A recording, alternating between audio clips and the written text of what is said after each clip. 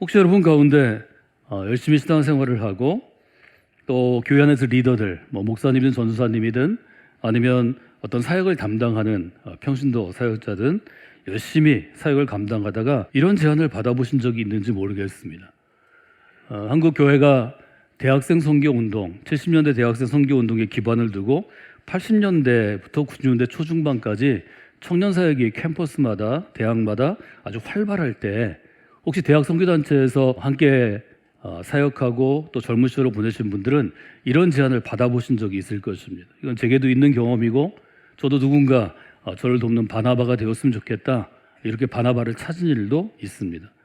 이런 분들이 교회로의 부르심, 하나님의 부르심을 받아서 80년대 90년대 한국교회 개척의 시기, 뜨거웠던 개척교회들이 부흥하던 시기에 선교단체처럼 공동체성을 강조하고 성도와 성도 사이에 또 목회자와 성도 사이에 친밀하고 끈끈한 관계를 강조하고 그 당시에 우리나라에 영향을 주었던 운동권 조직처럼 단단한 결속력을 강조한 교회에서 혹 젊은 시절을 보내신 분들이 있다면 이런 일들을 본인 경험처럼 경험하신 분도 있으리라 생각합니다.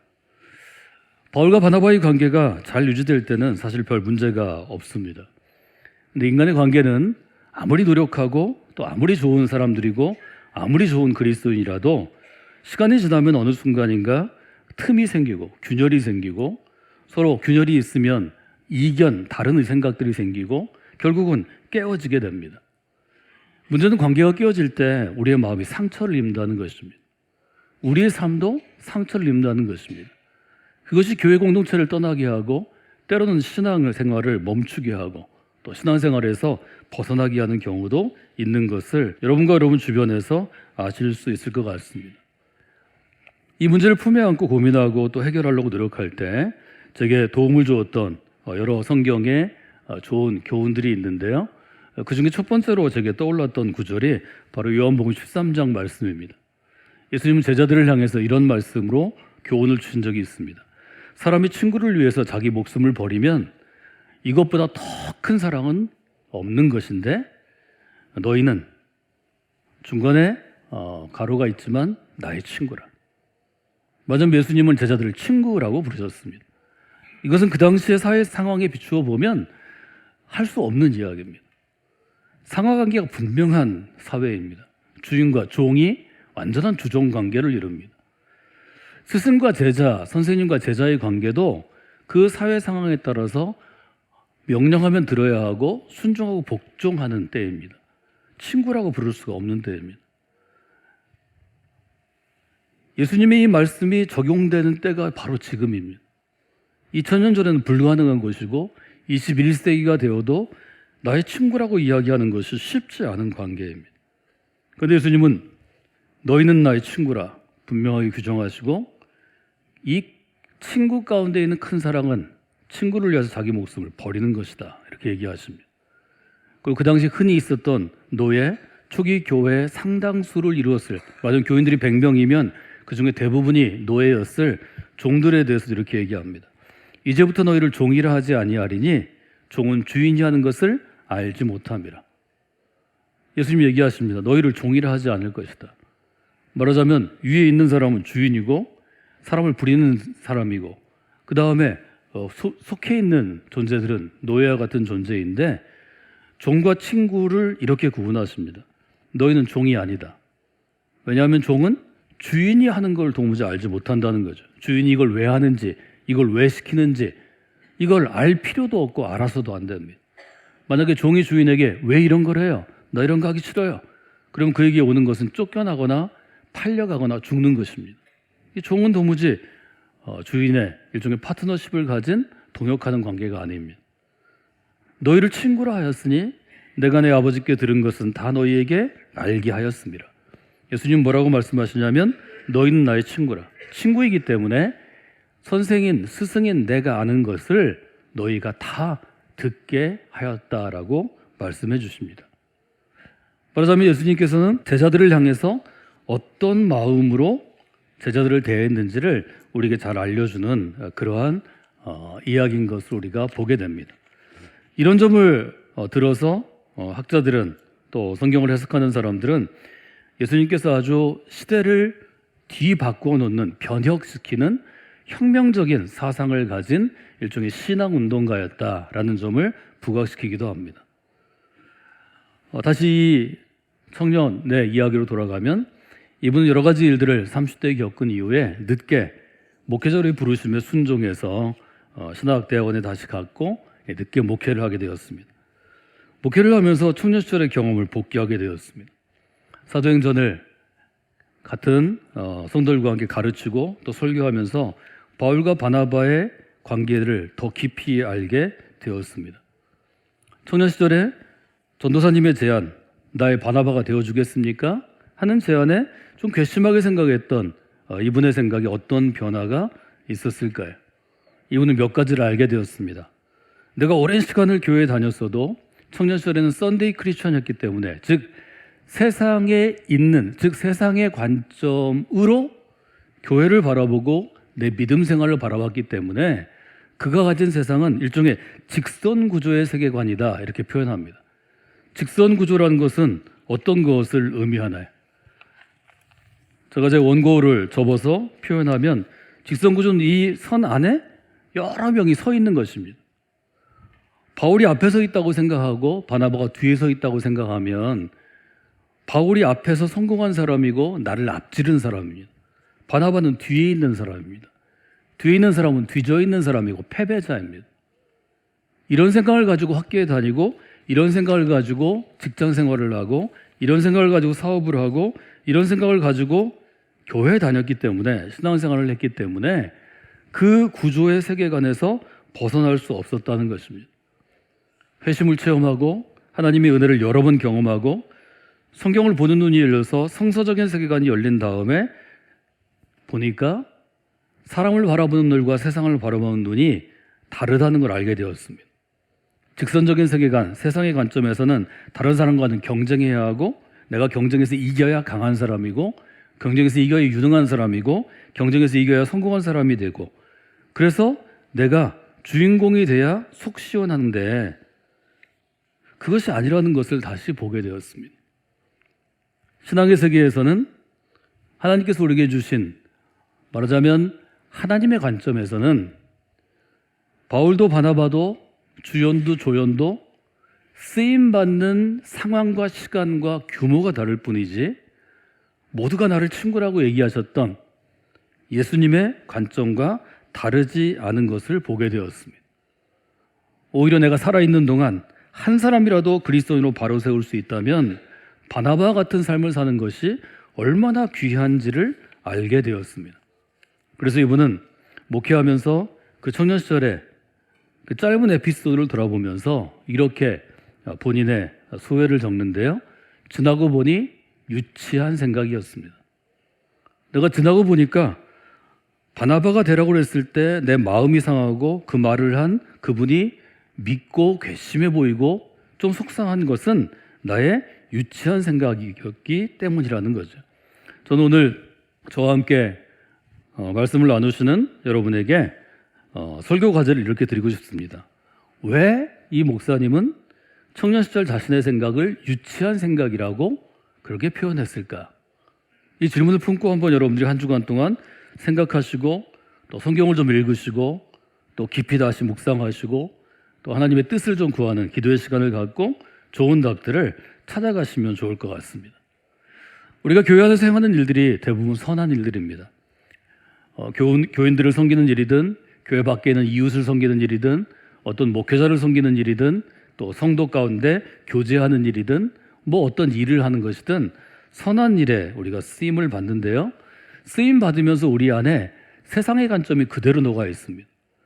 저도 어릴 때부터 학교에 들어가는 6살부터 시작해서 학교에 70명, 80명이 다니는데 1등부터 80등까지를 매달 가렸습니다. 중학교에 들어가니까 1등부터 600등까지를 가렸습니다. 고등학교에 들어가니까 저희가 720명쯤 다녔는데요. 1등부터 720명까지를 줄 세웠습니다. 이것은 어디 가도 똑같습니다. 직장에 가도 마찬가지입니다. 직장에 1000명이 있으면 1000명이 들어가면 1등부터 1000명을 가려내서 뒤에 10%를 잘라내고 앞에 10%를 빨리 승진을 시킵니다. 이것이 이제 직선적인 세계관이기 때문에 우리가 교회 안에서 선한 일에 쓰임 받으면서도 이렇게 질문합니다. 누가 주인공이고 누가 조연인가? 내가 주인공인 것은 당연한 것으로 우리가 받아들입니다. 그런데 내 임기가 끝나고 혹은 어떤 일이 있어 내가 그만두고 다른 사람이 내 자리에서 주인공 역할을 하면 내가 조연인 것 같아서 불만이 많이 생깁니다.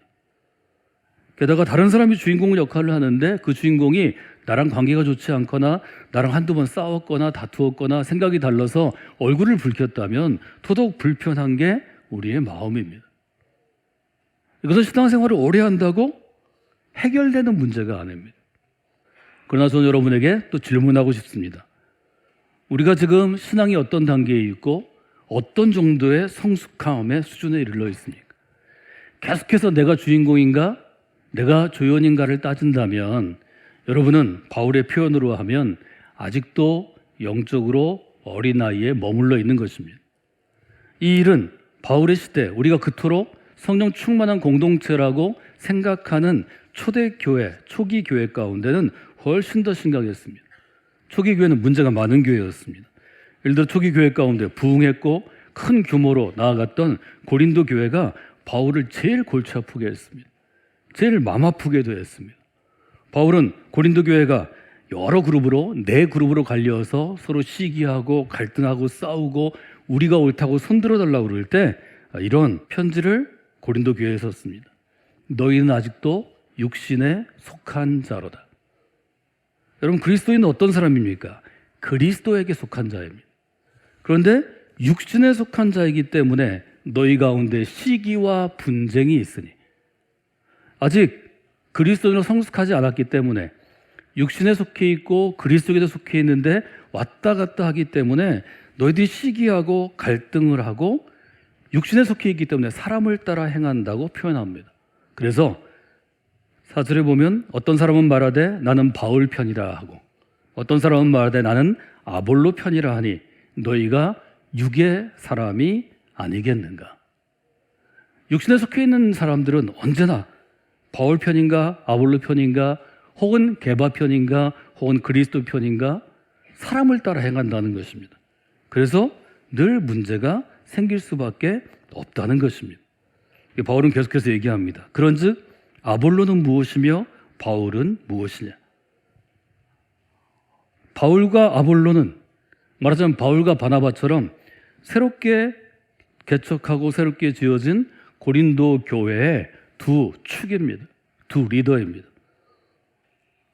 아볼로를 바울이 세웠고 아볼로는 바울을 돕는 자였습니다.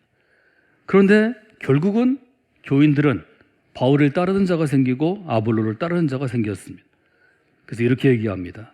그 사람들은 주께서 각각 주신 대로 너희로 하여금 믿게 한 사역자들이라. 그 사람들이 주인이 아니라는 것입니다. 성경은 이 점에 있어서 아주 명확하다고 생각합니다. 고린도서 3장을 보면 바울의 교훈을 이렇게 정리할 수 있습니다. 첫째, 여러분은 아직도 육신에 속한 사람입니다. 육에 속한 사람입니다. 육의 사람입니다. 육에 속해 있기 때문에 여러분 가운데 시기와 분쟁이 있고 사람을 따르게 되어 있습니다.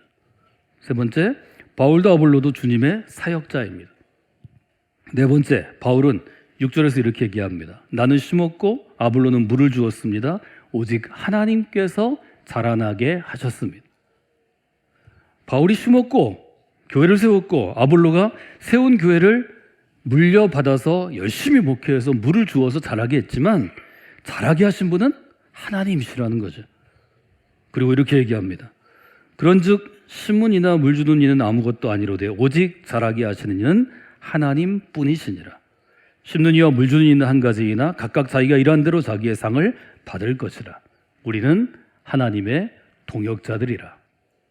우리는 하나님의 동역자라고 분명하게 결론을 냅니다. 이것은 무엇을 얘기하나요? 하나님 나라에서는 하나님께서 주인공이십니다. 바울과 아볼로가 한 일은 매우 위대한 일이었고 또 목회자로서 사역자로서 그리스도에서 대단한 일을 했지만 하나님은 그 자리에 바울을 쓰셨고 그 자리에 아볼로를 쓰신 것뿐입니다. 지난주에 우리가 여러분사에게 주제 성구로 묵상했던 디모데후서 2장 20절 이하의 말씀처럼 귀히 쓰이는 그릇이 돼서 주인이신 하나님이 바울과 아볼로를 쓰셔서 고린도 교회를 아름답게 심고 물주고 자라나게 하신 것입니다. 이 점을 여러분들이 잘 보셔야 합니다. 과연 귀히 쓰는 그릇은 어떤 인생을 이야기하는 것일까? 그리스도인이 하나님께 귀히 쓰는 그릇이 된다면 어떻게 생각하고 어떻게 살아가고 어떻게 신앙생활을 해야 될까? 이런 점을 여러분들이 생각해 보시는 귀한 한 주이고, 여러분의 인생이나 여러분 자녀들의 삶을 위해서, 자녀들이 온전한 그리스도인으로 살아가기 위해서 어떤 마음과 어떤 생각을 가져야 하는지를 돌아보시면 좋을 것 같습니다. 우리는 그리스도의 복음 안에서 새로운 생명을 받고 새로운 사람이 돼서 교회 공동체 안에 살아가고 있습니다. 누가 주인공인지 누가 주인지를 계속 여러분들이 어떤 사역을 하시면서 어떤 일을 하시면서 따지고 생각하고 갈라내는 그런 생각에 사로잡혀 있다면 여러분의 상당 부분이 아직 육신에 속한 자일 가능성이 많습니다. 바울은 우리가 육신에 속한 사람이 아니라 그리스도에 속한 사람, 이 세상에 속한 사람이 아니라 거룩한 영, 성령에 속한 사람이세라고 도전합니다. 여러분이 이 점을 마음 가운데 두어야 할 것입니다. 말하자면 주인이 귀히 쓰는 그릇이 되기 위해서는 우리가 육신의 사람, 육의 사람이 아니라 영의 사람, 그리스도께 속한 사람이 되어야 한다는 것입니다.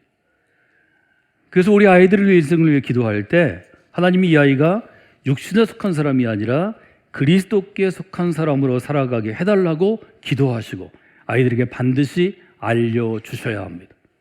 너는 세상의 사람이 아니다. 너는 육신에 속한 사람이 아니다. 너는 그리스도께 속한 사람으로 살아가야 그리스도인으로 살아갈 수 있다. 그것이 하나님을 의지하는 삶이고, 하나님께서 하나님을 의지하는 사람에게 하나님이 귀한 축복된 사람, 복의 길을 열어주시는 것이다. 여러분, 바르게 가르치시고 바르게 알려주셔야 합니다. 그것이 부모가 해야 될 일이고, 교사가 해야 될 일이고, 성경교사와 신앙교사와 목회자가 해야 될 일입니다. 지난주일에 마더와이즈 찬양팀의 찬양을 오늘 우리가 함께 설교 전에 결단의 찬양으로 함께 나누었습니다. 제목이 어떤 것이었나요? 하나님이 엄청 너를 사랑하신대. 하나님이 너를 사랑하시는데 엄청 사랑하신대. 아이들의 용어지만 이 용어가 우리에게 주어졌습니다. 우리가 마더와이즈나 여러분의 속회나 또 세가지학교, 다른 양육처럼 10명 내에 그리스도인들이 훈련 과정을 저희는 스몰 그룹 무브먼트라고 부릅니다. 소그룹 사역이라고 부릅니다. 소그룹 사역에서 제가 제일 중시하는 게 그 사역으로 나아가는 목적을 깨닫기 위해서 교제하는 것입니다. 저에게서 교제할 때 제일 어려운 부분이 눈을 보고 교제하는 것이고, 눈을 자꾸 피하시게 되니까 손을 잡으라고 제가 말씀을 드려요. 손 잡는 거는 안 잡아도 되지만 눈을 보기 위해 잡는 것입니다. 두 손을 잡으면 시선이 그 사람을 향해 되어 있습니다. 눈을 보고 교제하는 게 처음에는 어렵지만 교제하면서 고백하기 때문에 하나님이 우리의 마음에 문을 여십니다. 우리 마음의 벽을 깨뜨리십니다. 하나님이 너를 엄청 사랑하신대. 하나님이 엄청 너를 사랑하신대. 이것이 복음의 핵심이기 때문입니다. 성경은 우리에게 무엇을 알려줍니까? 구약은 하나님이 이스라엘을 엄청 사랑하신대 라고 쓰여 있습니다. 신약은 주님께서, 그리스도께서 너를 엄청 사랑하신대 라고 쓰여 있습니다.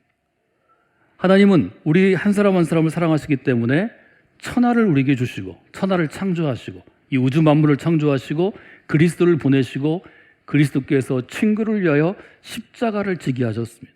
목숨을 주셨다는 것입니다. 여러분, 사랑의 가장 큰 특징이 어떤 것인가요?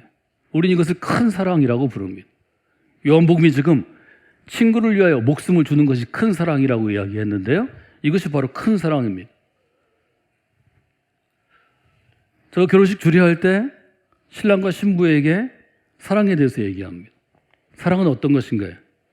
남편이 주인공이 되고 아내가 조연이 되면 그 사랑은 오래가지 못합니다. 남편에게 얘기합니다. 누가 주인이냐 물어봅니다. 누가 결혼의 주인공이냐고 물어봅니다. 요즘처럼 아내가 주인공이 되고 남편은 부속물이 되면 그것도 오래 못 갑니다. 요즘에는 남자가 주인됨을 고백합니다. 둘 다 문제가 있습니다. 진정한 사랑은 상대편을 이 세상 무엇보다 천하보다 존귀하게 여기는 것입니다. 하나님의 사랑이 우리에게 울림이 있고 지금까지 이어져 내려오고 앞으로도 이어져 내려가는 까닭은 하나님이 천하를 지으시고 천하보다 더 귀한 것이 우리들이라고 말씀해 주시기 때문입니다. 하나님이 너를 엄청 사랑한다고 여기시는데 이 얘기는 하나님이 무엇보다 당신을 귀하게 여기십니다 하는 분명한 선언입니다. 예수님께서 우리를 이 세상 무엇보다 존귀하게 여기십니다. 귀하게 여기십니다. 그래서 십자가를 지시고 생명을 주신 것입니다. 이 점을 우리가 아주 분명하게 깨달아 알아야 합니다. 말이나 글로 이것을 설명하는 것이 아니라 분명하게 아는 것인데 아는 것은 우리의 마음과 우리의 삶을 통해 드러납니다. 이렇게 정리할 수 있을 것 같습니다. 하나님은 어떤 분이십니까? 하나님은 다른 사람을 귀하게 여기는 사람을 귀하게 여기는 분이십니다. 지난주 우리는 이 땅의 사람들을 귀하게 여겼던 한 분의 이야기를 나누었습니다. 서질편성이 그가 조선을 위해 귀국할 때 이 버드나무처럼 이 땅의 모든 사람들이 편해질 수 있는 큰 그늘이 되어달라고 부탁합니다. 이것이 평생 그의 비전이고 숙제요 과제가 되었습니다. 그는 이것을 해결하기 위해서 열심히 살아서 그의 아들과 딸에게도 똑같은 삶의 과제를 주었습니다. 하나님이 어떤 사람을 귀히 쓰실까요? 하나님이 귀히 쓰시는 사람 첫 번째는 다른 사람을 귀하게 여기는 사람입니다. 우리의 자녀들이 다른 사람을 귀하게 여겨서 자기 생명을 내어줄 수 있다면 하나님은 그 인생을 가장 귀하게 쓰실 것입니다. 다른 사람을 자기 욕심에 따라 이용하는 세상입니다. 여러분이 가르쳐주지 않아도 아이들이 다 잘 이용할 수 있습니다. 내가 성공하기 위해서 다른 사람을 이기는 것, 다른 사람 걸 빼앗는 것, 이것은 노력하지 않아도 다 할 수 있는 우리의 인간의 근본적인 욕심입니다. 우리에게 신앙이 필요한 것은, 그리스도께서 필요한 것은, 우리가 그리스도인 된 것은 그 욕심을 꺾고 혹은 뛰어넘어 다른 사람을 귀하게 여기는 사람으로 선택받은 것입니다. 이것이 고귀한 삶입니다. 이것이 거룩한 삶입니다. 이것이 세상을 변화시키는 하나님의 그릇이 되는 삶입니다. 여러분의 삶이 그런 삶이 되기를 원합니다. 2024년 하나님께서 우리에게 맡겨주신 우리의 자녀들과 자녀 세대가 다른 사람을 귀하게 여기는 인생으로 결단하게 하시고 나아가게 하실 것을 우리가 믿고 고백합니다. 여러분들이 그런 여름 사역을 위해서 기도해 주시기를 바랍니다.